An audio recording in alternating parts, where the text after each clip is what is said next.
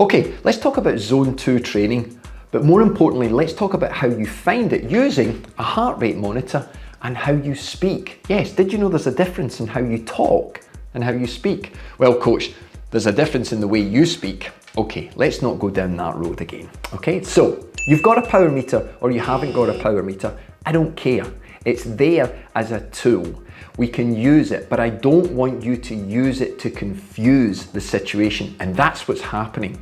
So in this video, I'm going to give you some basic metrics that you can find today, and you don't even need a heart rate monitor because this system works.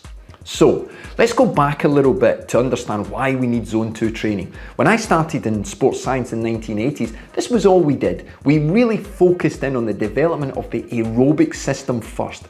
Once we could get the aerobic system fully developed, we would introduce these harder, more threshold, FTP if you want to call them, VO2 style workouts. Fitness would elevate because capillarization was at a really high level. What does that mean? Think about it, your capillary network goes 2.5 times around the world. Holy cow. Yeah, that's huge, isn't it? Now, as you get older, your fingers get colder, your toes get colder. Why? Because you're not letting oxygen develop pathways. I think there should be a movement for oxygen. There's a movement for everything else nowadays. Let oxygen grow. Increase oxygen pathways. Yeah, that would be catchy. And what I mean by that is we must continue to develop our capillarization. And to do this, we need to really focus in on mitochondrial efficiency. Now, there are a lot of other things, but I want to keep things nice and simple. Your metabolic response that happens inside that mitochondria is essential, the way we produce fuel. Okay, so at Zone 2, we should be close to 50% fuel coming from fat and 50% coming from glycogen. Okay, that's a rough estimate. Now, Zone 2 should exist somewhere between 1.5 and just below 2 millimoles of lactic acid per litre. That's a rough guide. Now, some athletes in the lab will have lactic profiling, etc. But you don't have that tool. But you've got a power meter, haven't you? Oh yeah, the great power meter. When it first came into the world of training, it was a big macho thing. You'd stick it on your rear hub. The thing would weigh about 15 kilograms. I don't care, I'm getting power. Now that's a bit of an exaggeration on the weight. But the thing is, you are that macho warrior. You're short on time. You've got to lose weight. You've got a wedding to attend and you haven't seen these people for 10 years and your ass is doubled in size. Oh my God, what am I going to do? So every workout gravitates into that Zone 3. There's no Zone 2 because it feels too slow, coach, and I'm not seeing progress. Now, the power range for Zone 2 is 60 to 85% of FTP. That's a 25% range. 25%, a quarter. If I gave you a quarter of your salary more or took quarter away, my God, your emotions would be all over the place. But you train towards the top of that in power. And you've watched videos and you've understood about the stimulus, the physiological demand, the overloading of the muscle fibers, and it's super important. Your heart rate will respond, don't worry. Bollocks. How did you sleep last night? That's a bit personal, coach. Well, what about the night before? Was it the same? No. I stayed up late and I watched some shit on TV. Oh, was that the reason then? What about the interactions at work, interactions with your family? Were they the same? No, I had a bit of a row with my wife because I didn't take the bins out on Tuesday. Okay, what about what you ate? Do you eat the same things every day? Of course I don't. The thing is I'm getting at is the stimulus in your system.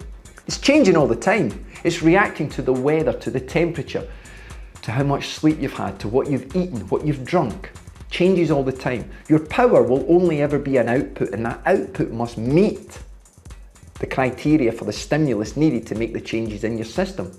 And all change shouldn't be a hard change.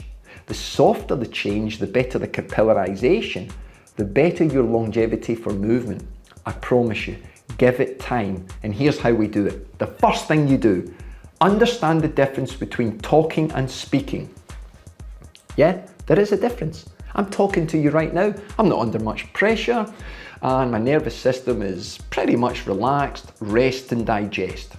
If I want to move into fight or flight, I would turn on the live video button and I would go live to you. That just increases the pressure.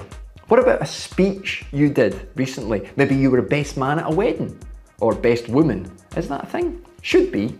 What about a speech to your boss? What about a Zoom presentation to a larger audience? You got a bit nervous, didn't you? Started to panic a bit. Christ, coach, I got drunk when I did my best man speech. Okay, right, that's a bit too much, but you get the idea.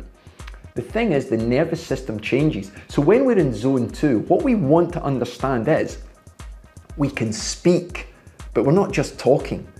If you were to exercise and talk to somebody on the phone, they would know you were exercising. They may ask some funny questions about what you're doing, but they would understand, hey, are you exercising? Yes, I'm exercising. Thank God for that. But the idea is you understand and you're having to focus on the speech, okay? That places us in the nervous system that is correct. Because why do we start to breathe deeper and faster? Get more oxygen, coach? Not necessarily so. It's because carbon dioxide is increasing, and you've heard of that, waste product for internal respiration. It's increasing, it's acidic, it's going to change your blood chemistry. It's going to change the response that the mitochondrial is doing. Okay, it changes that metabolic response. And it's not something that we want for a zone 2 workout. You know you're doing it, okay? But your ego's driving you faster because you believe, I'm not going to cycle at this speed, it's going to have no benefit to me. Well, it does, okay? So the speaking drill is very, very good. Because as soon as carbon dioxide increases, you're using more glycogen. Glycogen's byproduct is lactate. You will use lactate and fat just disappears off the continuum. You're not going to use it because it can sometimes take 20, 30 minutes for you to convert back to using fat for fuel. So think about that. Too simple? So what about your heart rate? So heart rate is a really good indicator of the internal stimulus, a fantastic indicator, and I recommend every single rider uses it with their power meter. And what you want to do on basic terms, without trying to work out your zones from your max heart rate, your threshold heart rate, what your best 20-minute heart rate is.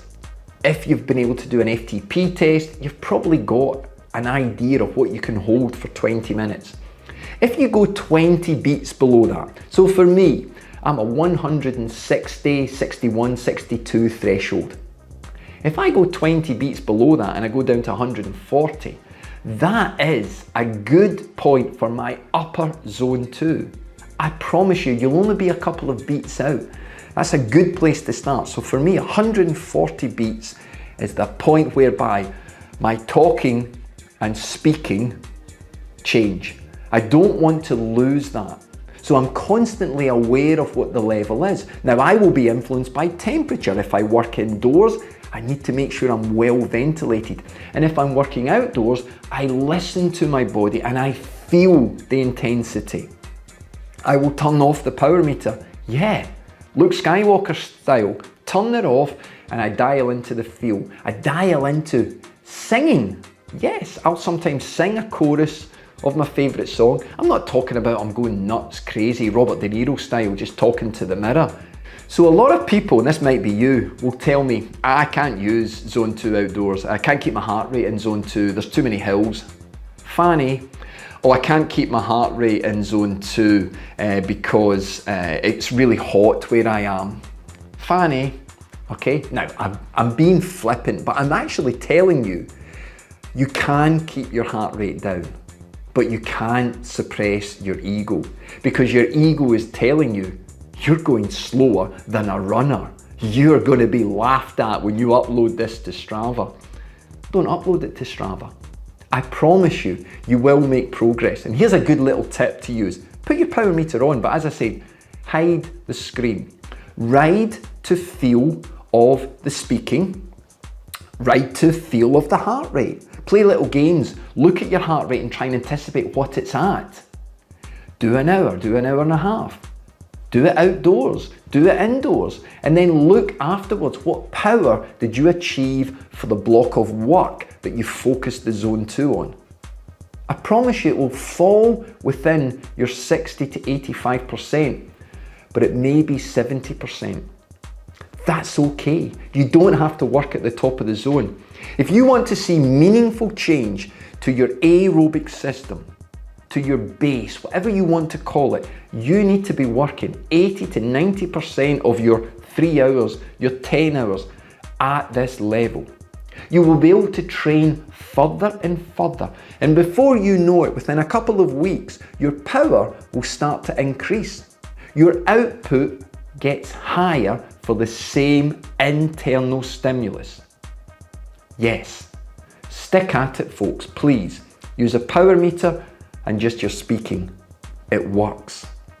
Hey, as always, folks, if you've enjoyed some part of this video, give it a thumbs up. Send the message to the rest of YouTube that there is a coach who knows what he's talking about, has experience working with elite world champions, but now wants to spend his time working with you, slightly older, maybe a beginner, maybe somebody who's confused with their training, is doing things based on the wrong metrics. You've hit a plateau. You're not motivated anymore. You're becoming frustrated with your training. I can help you, especially in this channel. Get yourself involved in my school community for free. You can send in questions and I go through them all. You take care. Stay safe, keep spinning, and remember, anyone can train in Zone 2. You just need to be smart.